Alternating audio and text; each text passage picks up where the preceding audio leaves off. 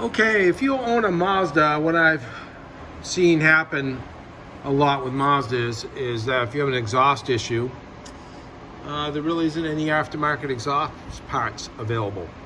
And you get them through Mazda, they're quite expensive.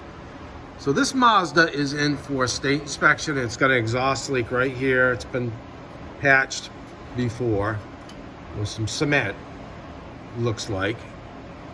But to get this exhaust, if you're going to replace the exhaust, you got the catalytic converter connected right to it.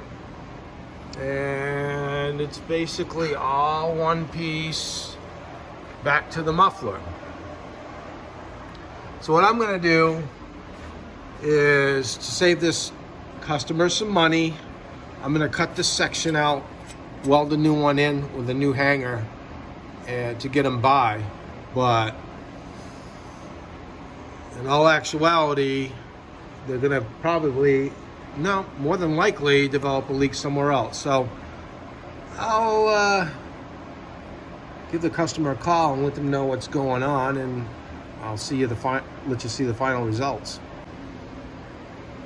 Okay, here we are back revisiting the Mazda. So this is what I did. I cut out the bad section, welded a new section in, and I put some new hangers on there. It's not like original, but it's doing the job.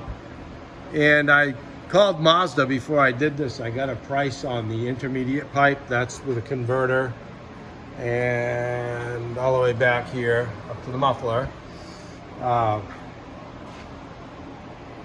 Price on that, list price is $865.92. That's, March of 2025.